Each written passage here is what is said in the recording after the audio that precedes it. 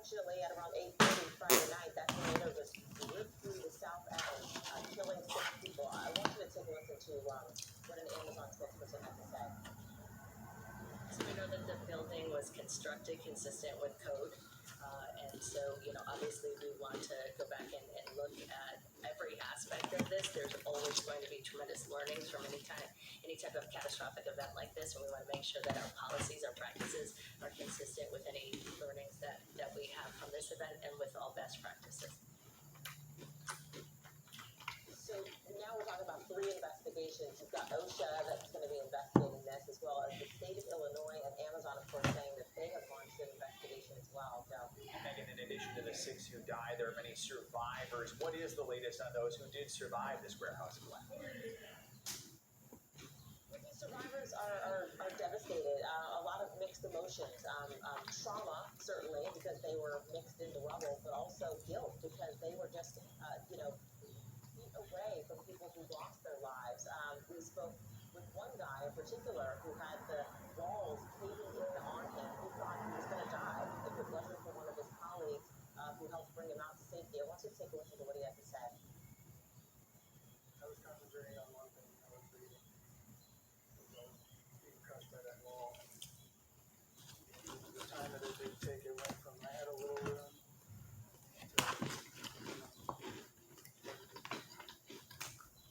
to touch my head, and I was scared. I'm still thinking about those people that were lucky as I was, and their families, because I just can't imagine what they're going through. So just horrifying accounts of just those quick moments when this tornado passed through. We know that 40 people did survive. One person, though, is still in critical condition this morning, Joe. Megan Fitzgerald in Illinois. Thank you, Megan. One of the communities hit hardest by these tornadoes is Hopkins County in Kentucky. Authorities have confirmed at least 13 deaths there. Yeah, recovery efforts will continue today as survivors grapple with the devastation and how to move forward. Joining us now is Ronnie Noel, who's the magistrate in Hopkins County, Kentucky. Magistrate Noel, good morning. Thank you so much for joining us and for your time today. First of all, just how are you? How's your community doing today? What have the last few days been like for you? It's been a wild roller coaster ride. We have a lot of things going on. The outpouring of help and support has been tremendous. Matter of fact, we're asking people that are sending donation supplies to pause. Don't stop sending. We are running out of space to store this stuff and distribute it. So in the next few days, we'll have the distribution center set up in Madisonville, which is the county seat for Dawson Springs. And there's been a Facebook page set up. Hopkins County Makes Christmas Happen gift drive. And you can go to that Facebook page today, and it'll show you several ways you can help Hopkins County financially and with supplies and gifts.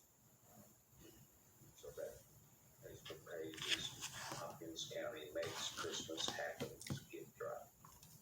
The challenge a lot of communities face after disasters is the donations pour in almost too quickly sometimes. We also know American Red Cross and blood donations are also important right now in that area. Can you walk us through where you were when the tornadoes hit and what happened then? Yes, it was about 11 o'clock before the storm hit. I was contacted by the Public Works Director here in the county.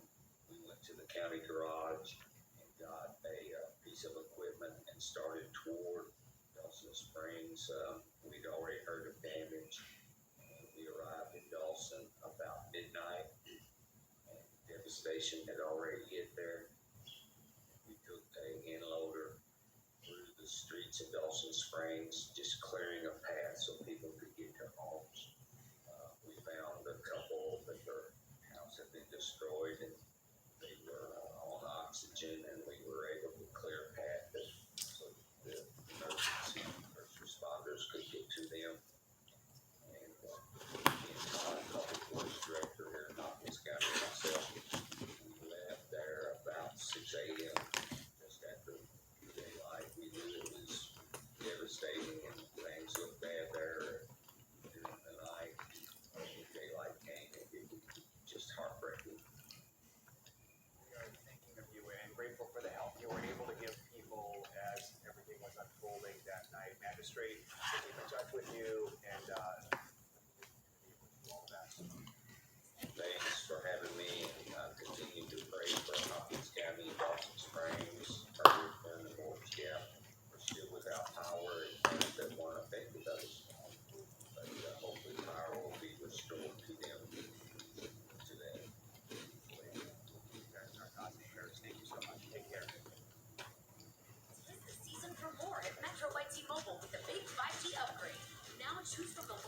selection of free 5G phones, like the Samsung Galaxy 5G, and one line of unlimited 5G for just $25. Get more for the holidays. Call me at Metro. If you want to get a check on your morning news now weather. Means it's time for Bill Cairns to join us. Hi, Bill. Good morning. Hey, good morning, guys. And we're still adding up the numbers. We're finding out how many tornadoes we had and how strong they were. But I mean, the overall, the number that just jumped out the most is the number of fatalities. And today we will likely make this the number one deadliest tornado in Kentucky's history. We have had confirmation that we had 6 EF3s. We haven't had the confirmation yet of how intense the one was that went through Mayfield, that Dawson Springs that the gentleman just mentioned. 75% of the town is gone. We think that could have been at least an EF4. So here's the number: 74 people of fatalities from this tornado. And look at when the other ones happened in Kentucky. Like the record breaker was the late 1800s or the early 1900s. Imagine the technology then. Like the people just probably didn't have much lead time at all. Even in the modern day era, it's just incredible that this many fatalities. It's just that the storm was on the ground for so long and it was so powerful. We do think it will probably end up being at least an EF4 with that extreme damage category, possibly that EF5. So what's happening today? This December, wild December weather continued. Temperatures today 25 degrees warmer than normal in the middle of the country. We have a huge windstorm coming from the middle of the country. We're going to have wind gusts and record highs. The fire weather is going to be dangerous. We may even get severe weather in Minnesota as we go into Wednesday night and Thursday. In Minnesota, in the middle of December, that's insane. So tomorrow, record warm continues, guys, with dozens likely. It's going to be a wild ride, it looks like, for the rest of this December. We may even have a big storm on the East Coast Christmas week, but we'll talk more about that. Anna's not going to like that forecast. All right. I like that forecast.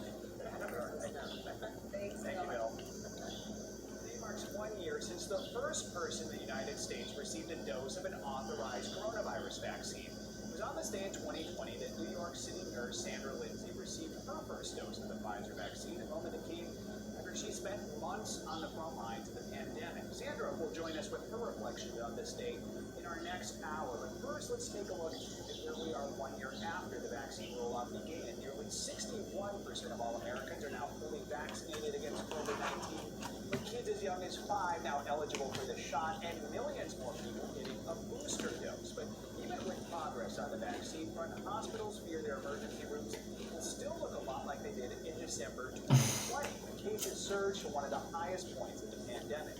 Some hospitals are already seeing that. An NBC News count finds a little more than 74% of all hospital beds are now filled up nationwide. With 2 variants, Delta and Omicron, the number of cases are ticking up, and the holidays could make it even worse. Let's bring in Dr. Bob Lahita.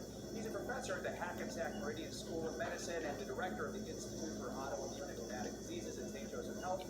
Dr. Bob, good to have you with us. When you think about that 1 year marker I just mentioned, what do you make of where we are right now in the pandemic? Did you expect hospitals to be this concerned about another surge a year into the vaccine rollout?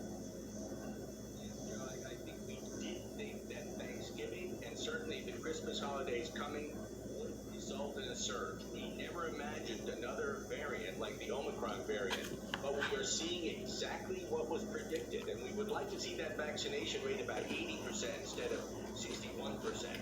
So yeah, we're somewhat concerned, and we're very worried about hospital capacity, frankly. Especially with so much left in this winter. Now, we want to talk about another major development this morning. Pfizer released the results of its COVID antiviral pill. The study shows it can reduce the risk if it's taken within the first 3 days of symptoms. So how much of a game changer would a pill like this be, especially as we're potentially heading into another surge? That would be a major game changer, and it would save a lot of lives, because if you can take this pill, you can reduce the death by, as you said, 70 to 80% if given within 3 days of the beginning of symptoms. And that's really, really amazing. Now, the drug has to be given with another agent called ritonavir, and it's a 5-day course, and it should, the data were so impressive, the FDA should approve it somewhere about March or April, I would imagine. Dr. Bob, let's talk about the Omicron variant. The UK now first death tied to this new strain. So far, we know the majority of Omicron cases have been mild. So quickly on this one, but what should people know when they do hear about this death?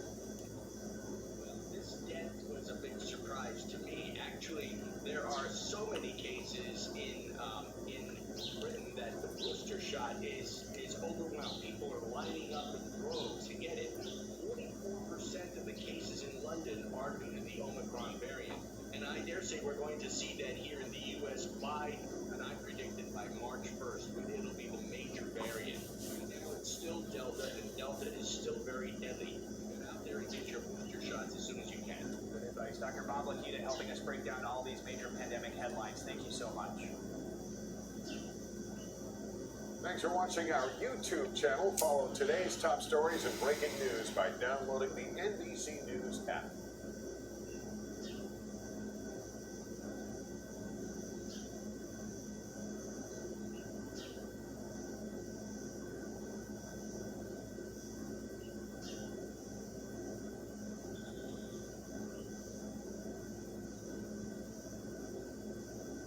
You founded your kayak company because you love the ocean, not spreadsheets. You need to hire. I need Indeed.